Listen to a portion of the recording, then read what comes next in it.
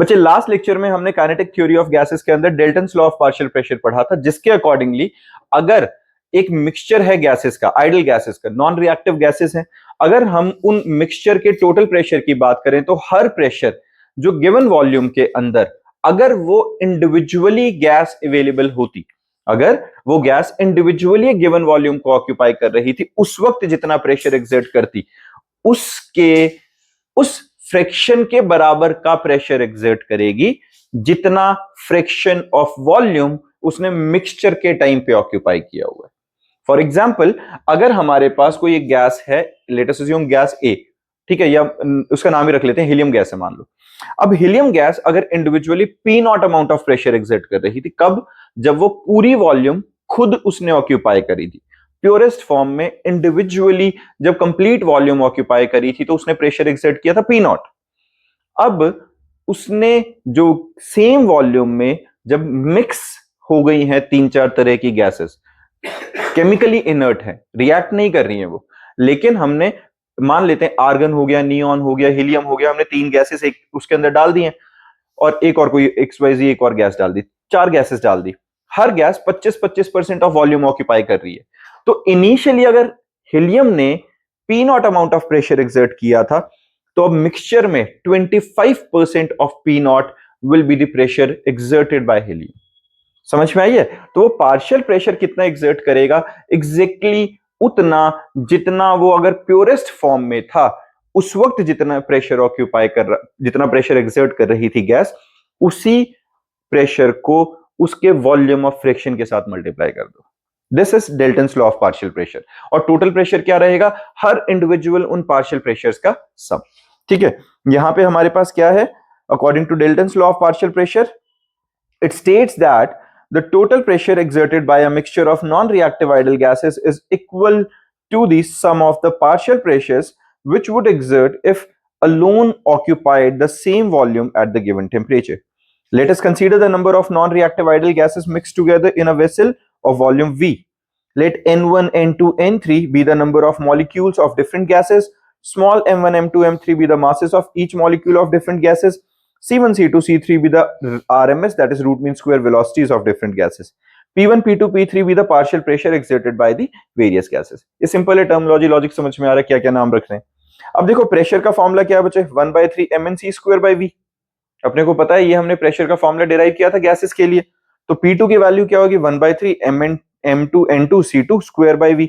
P3 की value 1/3 m3 n3 c3 square by v। Done है। Total sum निकालना है तो सारे प्रेशर्स को ऐड करेंगे। 1/3 m1 n1 c1 square by v, 1/3 m2 n2 c2 square by v and so on. 1/3 v हमने common ले लिया क्योंकि वॉल्यूम सबके लिए हम क्या कह रहे हैं, अगर वो individually same amount of volume occupy करते तो m1 n1 c1 का square plus m2 n2 c2 का square plus m3 n3 c3 का square up to so on. Done. अब एक बात देखो बच्चे, kinetic energy of different gases same रहेंगी अगर हम क्या कह रहे हैं, under set of same conditions. Temperature same है, प्रेशर सेम है, वॉल्यूम सेम है, तो हर किसी गैस की जो काइनेटिक एनर्जी रहेगी, जो वेलोसिटी रहेगी, वो भी सेम रहने वाली है। तो जो काइनेटिक एनर्जी है, हाफ m1 c1 का square must be equals to half m2 c2 का square which is also equals to half m3 c3 का स्क्वायर एंड सो ऑन, जिसको मिला जुला के मैंने हाफ mc स्क्वायर लिख लिया which is also equals to 3/2 kBT। ये पता है आपने को, ये हमने पहले रिलेशन डिराइव किया है पिछले लेक्चर में। हाफ हाफ कॉमन लेके हटा दिया तो m1 c1 का m1 c1 square, m2 c2 square, m3 c3 square और up to so on mn cn square की वैल्यू 3 kBT हो गया। 2 कैंसिल आउट हो गया कॉमन लेके, है ना। यहां से सारे के साथ अगर जो हम यहां से 2 कॉमन लेके इस डिनोमिनेटर के साथ काटेंगे तो थ्राइस ऑफ kBT आया कि नहीं। अब जो हमारे पास प्रेशर का फॉर्मूला बन रहा था, टोटल प्रेशर क्या था? 1/3v n1 plus n2 plus n3 up to so on mc square. ये कहां से आया? देखो जब हमने ऊपर ये सम वाला फॉर्मूला लगाया था, m1 c1 का स्क्वायर m2 c2 का स्क्वायर, मैंने क्या कहा, सिंस काइनेटिक एनर्जी अगर सेम है तो m1 c1 का square must be equals to m2 c2 का स्क्वायर। हमने मिला जुला के सबको mc स्क्वायर के बराबर लिख लिया और उसको हमने जब कॉमन निकाला तो क्या बना हमारे पास अपने पास आ गया यहां पे। ये वाली बात समझ में आई ना बच्चा? किसी को इसमें दिक्कत तो नहीं है? तो हमारे पास जो वैल्यू आ गई mc² कॉमन लिया तो n1 plus n2 up to so on बन गया। अब जो टोटल नंबर ऑफ मोल्स है उनको हम एक सिंगल n से रिप्लेस कर देते हैं, n1 plus n2 plus n3 which is equal to total number of molecules in the mixture. तो P1 plus P2 plus P3 is equal to 1/3V mnc²। हमने क्या किया, n1 plus n2 plus n3 up to so on जितने भी total number of moles है उनकी जगह एक n से उसे रिप्लेस कर दिया। अब total number of moles into mass होगा अगर एक मॉलिक्यूल का, तो that will be the total value, total mass of all the gases. Capital M से रिप्लेस किया, पर यूनिट वॉल्यूम c² बना कि नहीं है, m/v, ठीक है, 1/3 m/v c²। अब जो 1/3 m/v c² है वो आ गया total pressure exerted by the mixture of the gases. Clear, ये हमारे पास आ गया बच्चा Dalton's law of partial pressure. This is Dalton's law of partial pressure. फिर आता है बच्चे हमारे पास मैक्सवेल स्पीड डिस्ट्रीब्यूशन। क्लियर है बच्चे, ये वाला टॉपिक समझ में आ गया, लास्ट टाइम हमने कवर किया था डेल्टन्स वाला, और इसी को अभी हमने जो रिवाइज किया है। क्लियर है सबको। अब है मैक्सवेल स्पीड डिस्ट्रीब्यूशन।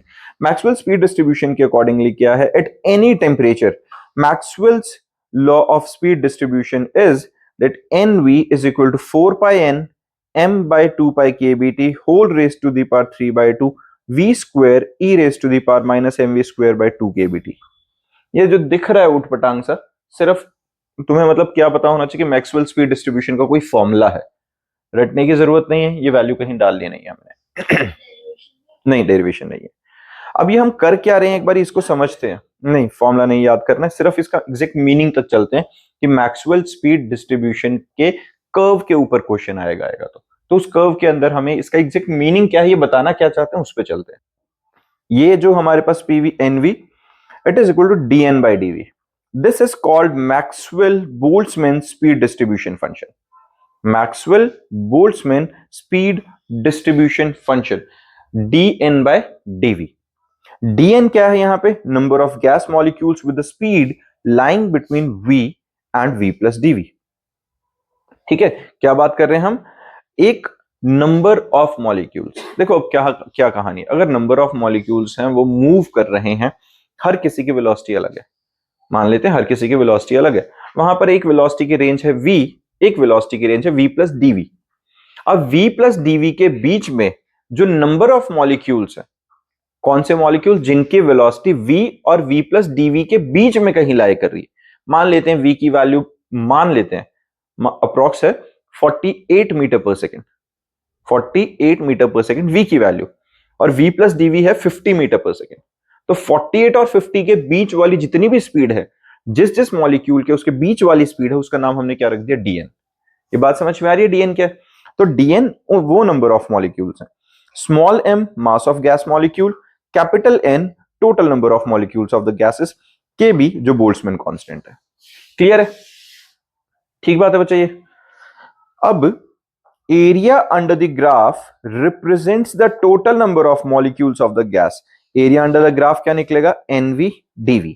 यहां ये अपने पास जो ग्राफ है बच्चा, ये क्या बता रहा है, यहां पे देखो, यहां डिफरेंट डिफरेंट वेलोसिटीज की रिप्रेजेंटेशन है इस ग्राफ के अंदर।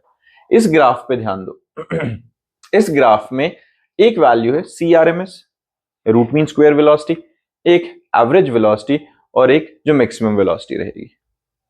क्लियर है, एट गिवन टेम्परेचर अगर मैंने जैसे अभी हमने जो डिस्कस किया था कि v प्लस dv की रेंज के लिए जितने नंबर ऑफ पार्टिकल्स होंगे वो हमारे पास हम उसको dn से रिप्रेजेंट कर रहे थे।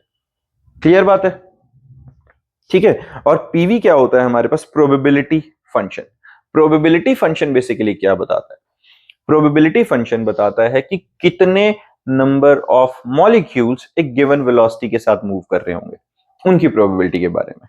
तो ये जो ग्राफ है बेसिकली ये speed versus NV, that is number of molecules possessing certain velocity, और जो स्पीड है उनके बीच के ग्राफ को बता रहा है। ठीक है, ये जो दो ग्राफ हैं ये एक अलग अलग टेम्परेचर पे हैं, ये ग्राफ 80 डिग्री के लिए है, ये ग्राफ 30 डिग्री के लिए। क्लियर है, ठीक बात है बच्चा, किसी को प्रॉब्लम तो नहीं। तो ये ग्राफ का तुम्हें लॉजिक समझ में आना चाहिए कि वो ग्राफ रिप्रेजेंट क्या कर रहा है, इससे ज्यादा मैक्सवेल स्पीड डिस्ट्रीब्यूशन के फॉर्मूला से कोई लेना देना नहीं है खास। ठीक बात। फिर आता है मोस्ट प्रोबेबल स्पीड। देखो मोस्ट प्रोबेबल स्पीड क्या रहेगी इसमें, जो मैं जिसको बोल रहा था कि मैक्सिमम स्पीड है। अब देखो मोस्ट प्रोबेबल स्पीड बेसिकली क्या रहेगी, इट इज द स्पीड, ठीक है, ये मोस्ट प्रोबेबल है, ये it is the speed possessed by maximum number of particles. ये क्या है, ये वो वाली स्पीड है जो maximum number of particles possess कर रहे हैं। तो अगर किसी ग्रुप में से जो maximum number of particles possess कर रहे होंगे उसकी प्रोबेबिलिटी सबसे ज्यादा रहने वाली है ना, तो वो क्या रहेगी, most probable speed. Most probable speed of the molecule of a gas as that speed which is possessed by a maximum fraction of total number of molecules of the gas। Clear है, ठीक बात है बच्चा। तो इसका formula क्या रहेगा, most probable speed is equal to square root of 2 kBt by m, ठीक है। m mass of the molecule, kb Boltzmann constant रहेगा और t टेम्परेचर रहेगा, ठीक है बच्चे। ये जो छोटे छोटे फॉर्मुलाज आ रहे हैं ये वाले लिखते चलो, मोस्ट प्रोबेबल स्पीड का square root of 2 kBt by m, और ग्राफ बना लेंगे मोस्ट प्रोबेबल स्पीड वाला जो ग्राफ है, ठीक है, ये वाला जो ग्राफ है ये बना लेना। फिर है बच्चा मीन स्पीड और एवरेज स्पीड। मीन स्पीड का फॉर्मूला क्या रहेगा, सबकी स्पीड्स का सम करते हैं और नंबर ऑफ टर्म से डिवाइड कर देते हैं, सीधा ही रहेगा ये, है ना।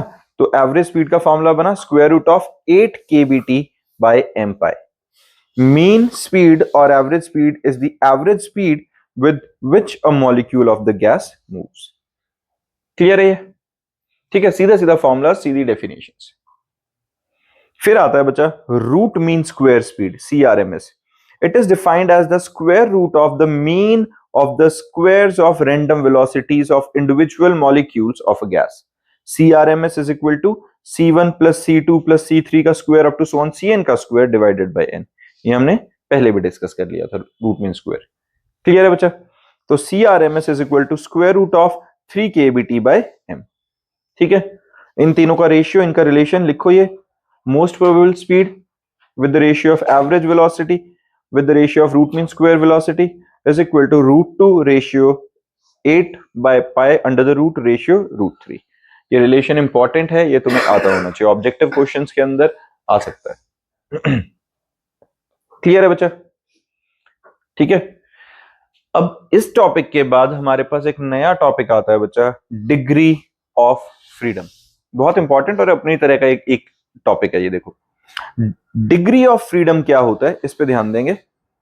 The number of degree of freedoms of a dynamical system is defined as the total number of coordinates और independent quantities required to describe completely the position and configuration of the system. अब हम क्या बात कर रहे हैं, देखो degree of freedom basically है क्या। अगर मुझे डिग्री ऑफ फ्रीडम बताना है, मान लेते हैं मेरे पास एक बॉक्स है, ठीक है, मुझे इस बॉक्स की कॉन्फ़िगरेशन या पोजीशन बतानी है, तो मैं कैसे बताऊंगा। या मेरे पास सिंपल कोई एक पॉइंट है, कोई एक पॉइंट है, मुझे इस पॉइंट की कॉन्फ़िगरेशन या पोजीशन बतानी है। सिंस पॉइंट है तो इसके डायमेंशंस तो कुछ नहीं है, लेंथ ब्रेथ हाइट कुछ नहीं है, लेकिन मुझे उसकी पोजीशन बतानी है, तो मुझे मिनिमम 3 कोऑर्डिनेट्स की रिक्वायरमेंट रहेगी। मैं उसकी हाइट बता सकता हूं, उसकी मैं विड्थ बता सकता हूं, हाइट विड्थ नहीं, बेसिकली मैं ये बता सकता हूं उसकी हाइट मतलब ओरिजिन के लेवल से हाइट पे कितना है, लेफ्ट कितना है, राइट कितना है। बेसिकली एक्स वाई जेड अगर मैं कोऑर्डिनेट्स फिक्स कर दूं और ओरिजिन के रिस्पेक्ट में उसके कोऑर्डिनेट्स बता दूं, तो उसकी पोजीशन एग्जैक्टली जस्टिफाई हो जाएगी कि नहीं। तो मिनिमम जितने कोऑर्डिनेट्स की रिक्वायरमेंट होगी, मिनिमम जितनी क्वांटिटीज की रिक्वायरमेंट होती है किसी भी ऑब्जेक्ट के लिए, किसी भी हमारे पास क्वांटिटीज को बताने के लिए कि कॉन्फ़िगरेशन डिफाइन हो जाए, उसकी पोजीशन डिफाइन हो जाए, उन क्वांटिटीज को, उन कोऑर्डिनेट्स को हम कहते हैं डिग्री ऑफ फ्रीडम। क्लियर है, बात समझ में आई है। तो यहां पर for example when a particle moves along a straight line से along X axis, its position can be specified by displacement along X axis only, है ना। अगर वो सीधा ही मूव कर रहा है, वाई और जेड एक्सिस में डायरेक्शन है, कोई मूवमेंट ही नहीं है, तो अलोंग एक्स एक्सिस तो एक ही कोऑर्डिनेट इनफ है कि नहीं उसे बताने के लिए, अगर वो 1 डायमेंशन मोशन होता। अगर कोई ऑब्जेक्ट वो प्लेन में मूव कर रहा है, 2 डायमेंशन में होगा, तो 2 कोऑर्डिनेट्स आएंगे। और जैसा मैंने कहा था कि एक पॉइंट है यहाँ पे हवा में है, तो उसके लिए 3 कोऑर्डिनेट्स की जरूरत पड़ेगी अगर वो 3 डायमेंशन स्पेस में है। क्लियर है ये। If the object is moving in plane, x y coordinates are required, ठीक है ना। अब यहां पर एक चीज आती है, देखो late us consider a system consisting of 2 particles of 2 point masses. each particle has 3 degree of freedom, so the number of degree of freedom of both the particle is 6. If the two particles remain at fixed distance from each other, there is a definite relation between the two particles. As a result, number of coordinate required to describe the configuration of the system reduces by 1. अब ये क्या बात करिए, इसमें समझना। मान लो हमारे पास कोई दो पार्टिकल्स हैं, ठीक है, ये अपने पास कोई दो पार्टिकल्स हैं और ये हमेशा फिक्स डिस्टेंस पे मूव करेंगे। किसी भी कहीं पे भी अगर x axis, y axis, z axis कहीं भी जाएं, पर ये फिक्स डिस्टेंस पे रहेंगे। 3 कोऑर्डिनेट्स इसके लिए, 3 कोऑर्डिनेट्स इसके लिए। लेकिन एक बात बताओ, अगर मैं इसके ही तीनों कोऑर्डिनेट्स को यूज कर लूं और बाकी इसके लिए 3 में से कोई एक कोऑर्डिनेट माइनस कर दूं, क्योंकि ये इस डिस्टेंस पे तो फिक्स ही है। अगर ये ऐसे घूमेंगे तो कोई ना कोई एक कोऑर्डिनेट तो रहेगा जो हमेशा इसके रिस्पेक्ट में फिक्स रह जाएगा। जैसे मान लो अगर ये एक्स एक्सिस के अलोंग है तो हमेशा अगर ये एक्स है तो ये x+2 मान लेते हैं, तो ये हमेशा x+2 पे फिक्स हुआ कि नहीं। तो इसके लिए एक्स एक्सिस की तो जरूरत पड़ी नहीं, ये तो इसके एक्स के रिस्पेक्ट में +2 के साथ कोऑर्डिनेट जस्टिफाई कर देगा कि नहीं।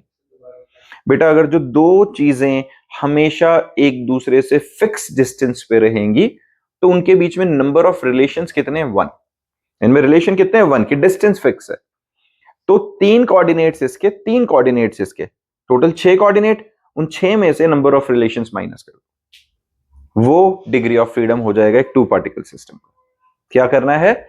जितने नंबर ऑफ इंडिविजुअल कोऑर्डिनेट्स की रिक्वायरमेंट थी उनमें से जो 2 पार्टिकल सिस्टम के बीच में जितने नंबर ऑफ रिलेशंस हो उनको माइनस कर दो।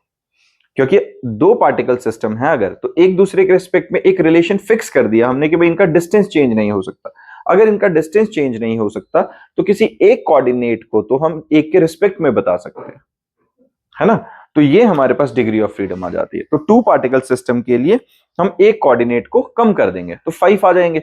अगर मैं इसको ओवरऑल मिला के एक स्टैंडर्ड फॉर्मूला दूं तो हमारे पास क्या होता है? The number of degree of freedom of a dynamical system is obtained by subtracting the number of independent relations from the total number of coordinates required to specify the position of constituent particles of the system.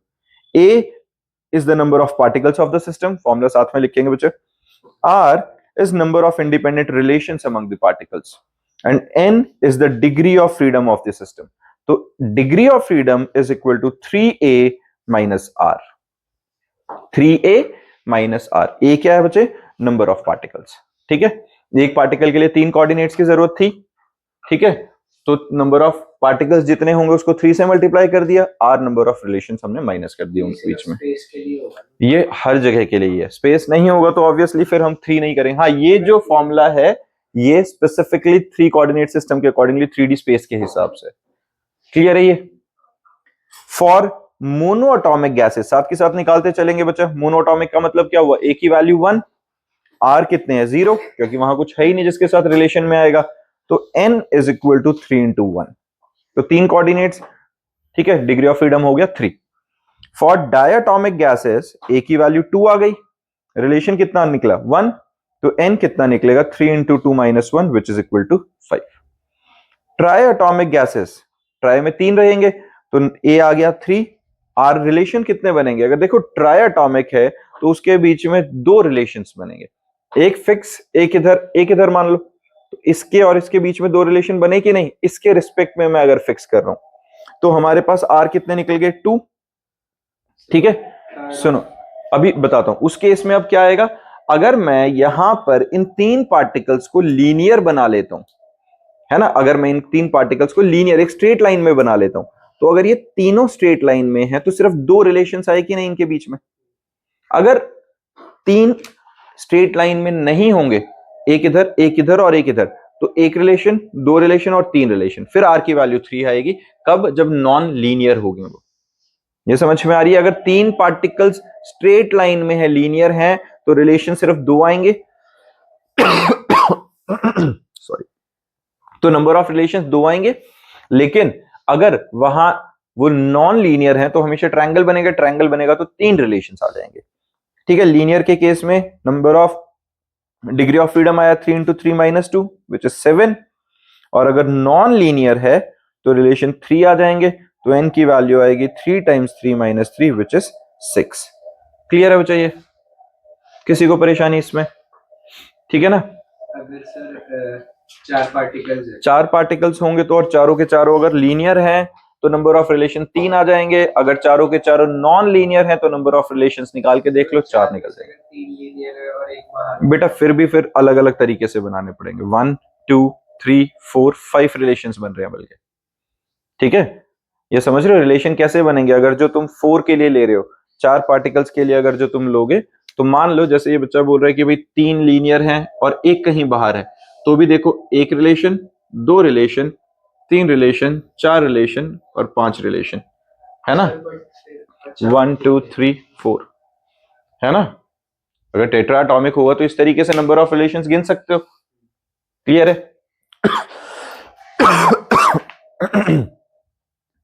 अब है law of equipartition of energy. Law of equipartition के accordingly क्या है बच्चा, देखो, according to this law for any dynamical system in thermal equilibrium the total energy distributed equally among all the degree of freedom and energy associated with each molecule per degree of freedom is. ये समझ में आ गया बच्चा। Law of equipartition के accordingly क्या हुआ, जो टोटल एनर्जी होगी वो यूनिफॉर्मली डिस्ट्रीब्यूट होगी हर डिग्री ऑफ फ्रीडम के लिए। हर डिग्री ऑफ फ्रीडम के हिसाब से क्या बोला यहां पे, जो the total energy is distributed equally among all the degree of freedom. ठीक है, और यहां पर जो energy associated with each molecule per degree of freedom होती है, it is equal to half kBT. Clear है बच्चा। The law of equipartition of energy says that in thermal equilibrium at temperature T, each mode of energy, that is translational, rotational and vibrational, contributes an average energy equals to half kBT. Totally is equal to translational, rotational and vibrational. Total energy जो रहेगी वो इन सब का मिला जुला के सम करेंगे। ठीक है, फिर आता है बच्चे specific heat capacity of mono atomic, diatomic and triatomic. Specific heat capacities पता है अपने को क्या थी। स्पेसिफिक हीट कैपेसिटी क्या थी बच्चा, it is the amount of energy required to raise the temperature of, है ना, given mass by certain degree.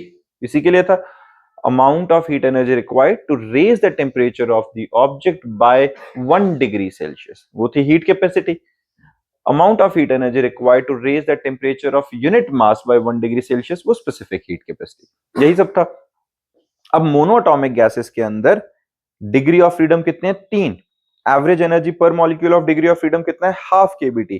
तो एवरेज एनर्जी पर मॉलिक्यूल विद 3 डिग्री, 3 से मल्टीप्लाई कर दो, 3/2 केबीटी हुआ कि नहीं, सिंपल है। Total internal energy of 1 gram mole of monoatomic gas, total internal energy 3/2 KBT times Avogadro number, यही रहेगा ना। 1 ग्राम मोल के अंदर क्या करेंगे, एवोगैड्रो नंबर से मल्टीप्लाई कर दो, टोटल एनर्जी आ जाएगी। 1 मॉलिक्यूल के लिए थी 3/2 केबीटी, 1 मोल के लिए कितनी रहेगी, इनटू एवोगैड्रो नंबर मल्टीप्लाई कर दिया सीधा, तो ये 3/2 आरटी आ गया, क्योंकि केबी टाइम्स एनए, केबी टाइम्स एनए क्या था, गैस कांस्टेंट। क्लियर है बच्चा, किसी को दिक्कत है इसमें, ये ठीक है। If du is the small amount of heat energy required to raise the temperature of 1 gram mole of the gas at constant volume through the temperature dt, then du is equal to cv dt। पता है अपने को specific heat capacity और at constant volume, तो cv की value आ गई du by dt। किसी को दिक्कत है इसमें, ये रिलेशन हमने ऑलरेडी थर्मोडायनेमिक्स के अंदर भी करे हुए हैं। अब cv is equal to d by dt, यहां चेंज क्या आया है, 3/2 RT। ये क्या है हमारे पास, CV जो स्पेसिफिक हीट कैपेसिटी है 3/2 RT, क्योंकि total energy du by dt ले रहे हैं और U कितने निकली थी, 3/2 RT, है ना। T के रिस्पेक्ट में डेरिवेटिव कर रहे हैं, तो T के रिस्पेक्ट में जब डेरिवेटिव करेंगे 3/2 R कांस्टेंट कोफिशिएंट मल्टीप्लाई हो गया, T का डेरिवेटिव हो गया 1। क्लियर है ये, किसी बच्चे को इसमें दिक्कत है? पक्का बच्चे ये सबको समझ में आ गया ना। R क्या है, 1.985 calories per mole per Kelvin. Okay, CV 3/2 into R, which is equals to 2.98 calories per mole per Kelvin. Done.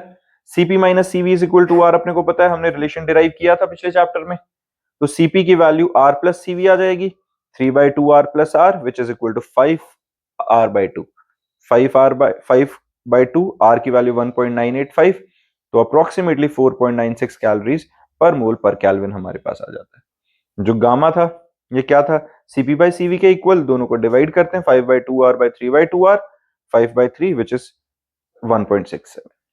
Simple है बच्चा, किसी को दिक्कत? ये रिलेशंस इंपॉर्टेंट है, ये निकालने आने चाहिए, ठीक है, सीपी का और सीवी की जो वैल्यूज निकाल रहे हैं। डन। फिर हमारे पास आता है डायटोमिक गैस। डायटोमिक जैसे हाइड्रोजन है, ऑक्सीजन है, नाइट्रोजन है, डिग्री ऑफ फ्रीडम कितना बनेगा डायटोमिक के लिए? 5, है ना? तो total internal energy of 1 mole of such gas is 5 times half kBT into Na। Same है। ध्यान से देखो, कुछ अलग नहीं कर रहे हैं, जो हमने अभी तक ऊपर टॉपिक डिस्कस किए थे कि एक डिग्री ऑफ फ्रीडम के लिए half KBT, number of degree of freedom से मल्टीप्लाई कर देंगे टोटल एनर्जी, 1 मोल के लिए निकालेंगे तो एवोगैड्रो नंबर से मल्टीप्लाई, है ना? और केबी इंटू एन ए मिलके आर बन रहा है, तो 5/2 आरटी बन गया कि नहीं? इसी का हम क्या करेंगे फिर? सीवी निकालना है तो D by D T, D by D T का मतलब टी के रिस्पेक्ट में डेरिवेटिव करेंगे तो 5/2 आर बच जाएगा, टी का डेरिवेटिव 1 हो जाएगा। डन।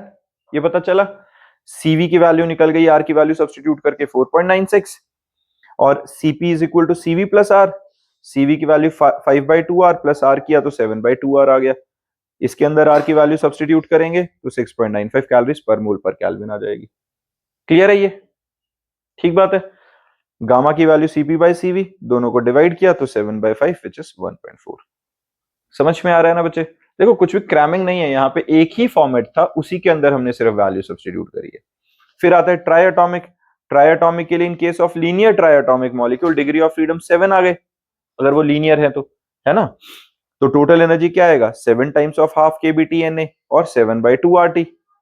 जब उसका डेरिवेटिव करेंगे डी बाई डी टी तो 7/2 आर बच जाएगा, टी का डेरिवेटिव 1 होके, आर की वैल्यू सब्स्टिट्यूट करेंगे तो हमारे पास 6.95 कैलोरीज पर मोल पर केल्विन है। निकाल सकते हो आराम से, बार की वैल्यू बस 1.985 याद रखना। ये जब हम एनर्जी को कैलोरीज पर केल्विन के अकॉर्डिंगली पर मोल के अकॉर्डिंगली लेते हैं तो आर की वैल्यू 1.985 ले रहे हैं।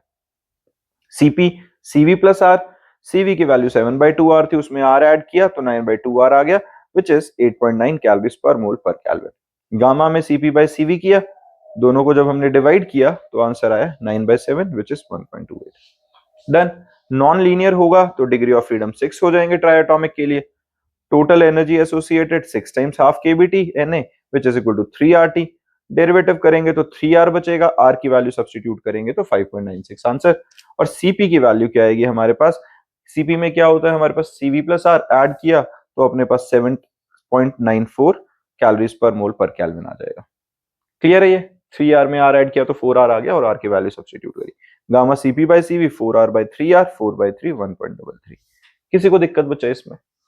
अगर इसी को मैं स्टैंडर्ड बनाना चाहता हूं तो एन की टर्म्स में बना लेते हैं। एन की टर्म्स में क्या हुआ भाई? अगर पॉलीएटॉमिक गैस है, पॉलीएटॉमिक गैस है तो मान लेते हैं उसकी डिग्री ऑफ फ्रीडम क्या है? एफ। ठीक है। देखो अब यहां पर डिग्री ऑफ फ्रीडम बेसिकली हमने क्या कहा था? 3 चीजों के कॉम्बिनेशन से बनेगी। Translational degree of freedom, 3 rotational degree of freedom and a certain number of F vibrational modes.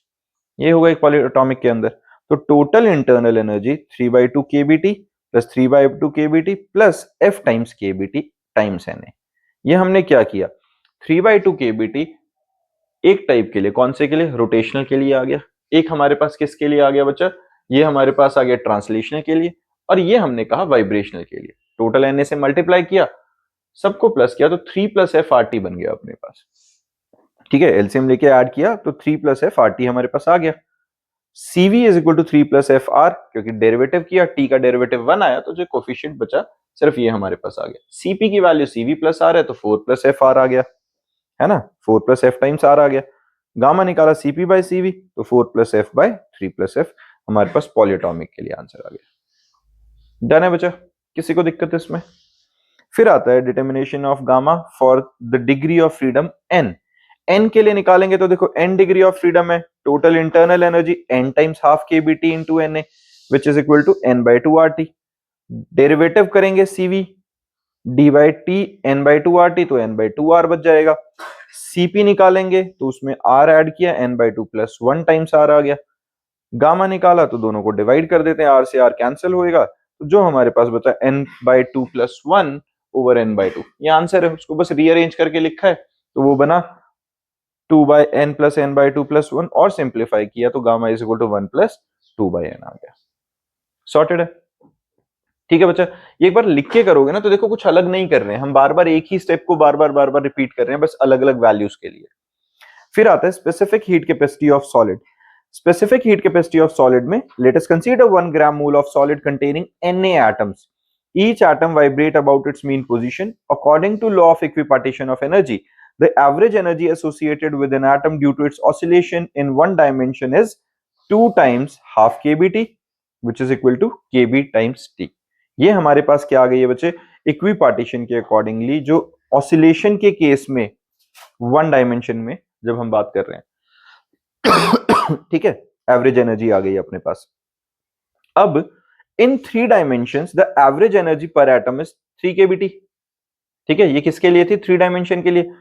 अब total energy of 1 gram mole of solid U is equal to 3 kBt times Na, तो 3 RT बन गया। वही same कहानी फिर से, kBt into Na को हमने R लिख लिया।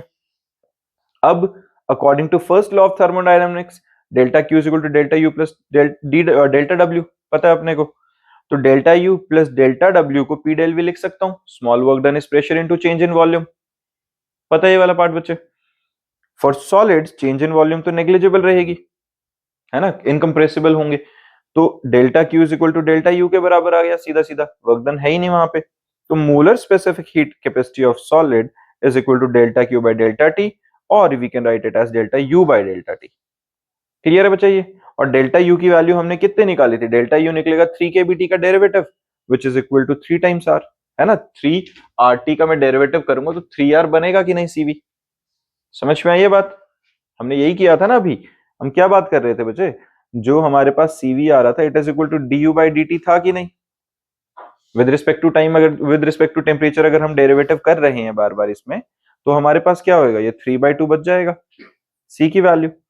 और R इस केस में क्या है, 8.31 जूल पर मोल पर केल्विन, तो वैल्यू सब्स्टिट्यूट करेंगे तो 24.93 जूल पर मोल पर केल्विन हमारे पास आ जाता है। ठीक है, फिर है specific heat capacity of water. Here we treat water like solid made up of 3 atoms of 2 hydrogen and 1 oxygen. तो टोटल एनर्जी कितने निकलेगी, 3 times of 3 kBt into Na, तो 9 RT आ गया। ये समझ में आया, एक के लिए था जो 3 kBt, यहाँ पे 3 है तो ट्राइएटॉमिक की तरह जैसे हम देख रहे हैं, तो उसको 3 से मल्टीप्लाई किया, 9 RT आ गया। अब 9 RT में molar specific heat of water is given by delta Q by delta T। Same वही, वाटर को सॉलिड की तरह ले रहे हैं, इनकम्प्रेसिबल है, वर्क डन होगा नहीं, तो जितनी भी इंटरनल एनर्जी का चेंज है वो सीधा सीधा डेल्टा Q के इक्वल होगा, तो उसी को डेल्टा Q को delta U by delta T लिया। 9 टाइम्स ऑफ 8.3 आया कि नहीं, क्यों, जब मैं 9 RT का डेरिवेटिव करूंगा तो 9 टाइम्स R बचेगा, T का 1, वैल्यू सब्स्टिट्यूट कर दी। समझ में आई। अगर ध्यान से देखो तो पिछले 4-5 टॉपिक्स लगातार हो गए हैं, सिर्फ एक ही काम कर रहे हैं, CV की वैल्यू निकाल रहे हैं किस तरीके से, पहले इंटरनल एनर्जी काउंट कर रहे हैं डिग्री ऑफ फ्रीडम के साथ रिलेट करके, और फिर उसका डेरिवेटिव कर दो तो हमारे पास हीट कैपेसिटी निकल रही है। इन CGS C is equal to 1 calorie per gram per Kelvin, which is equal to 4.179 gram per Kelvin. In as 1 mole of water is 18 ग्राम, तो 18 से हमने मल्टीप्लाई किया उसको, तो 75.22 जूल पर मोल पर केल्विन हमारे पास उसकी हीट कैपेसिटी आ जाती है। क्लियर है बच्चा। फिर एक टर्म आता है mean free path, the path travelled by molecules between two successive collision with another molecule is called free path. देखो फ्री पाथ क्या है, अभी अगर एक मॉलिक्यूल है रैंडम मोशन में है, गैसियस मॉलिक्यूल्स, तो आपस में कोलाइड होंगे। अब ड्यूरिंग कोलिजन, एक कोलिजन के बाद जब वो आगे जाएगा, एक कोलिजन के बाद जब वो कहीं ट्रैवल करेगा तो स्ट्रेट लाइन में ही जाएगा, फिर कोलाइड करेगा, फिर कहीं और आएगा, फिर कहीं और आएगा, तो हर 2 सक्सेसिव कोलिजन्स के बीच में जब वो मूव कर रहा है, दैट इज फ्री पाथ। उन सारे पाथ का मीन निकाल लें, that is mean free path. समझ में आ रहा है मीन फ्री पाथ कैसे निकलेगा सबका, it is the average distance travelled by the molecule between 2 successive collisions of a molecule. It is given by lambda, which is equal to lambda 1 plus lambda 2 plus lambda 3 up to so on lambda n by n, जिसको हम C average into T by n की form में लिख रहे हैं। ठीक है, फिर एक टर्म आता है बच्चे brown motion, continuous zigzag motion of the particle of the microscopic size suspended in water or air or some other fluid is called Brownian motion। जो इस तरीके से ये मूव कर रहे होते हैं, ये ब्राउनियन मोशन का एग्जांपल है, वही जो सक्सेसिव कोलिजन्स के बीच में जो zigzag तरीके से मूव करेगा। क्लियर है बच्चा। Brownian motion increases when the size of suspended object is smaller when density of fluid is smaller, when the temperature of medium is higher and the viscosity of the medium is smaller. Clear है? ठीक बात है बच्चा। इसी के साथ ये नीचे नोट्स के अंदर सारे फॉर्मूलाज की कलेक्शन है, हर किसी को इस तरीके से बना लेनी है। ठीक है, वापस से अटेम्प्ट करेंगे सारी चीजें। अगर किसी के डाउट होंगे तो नेक्स्ट क्लास में डाउट्स के साथ मिलते हैं और फिर इसके क्वेश्चन अटेम्प्ट करते हैं। डन।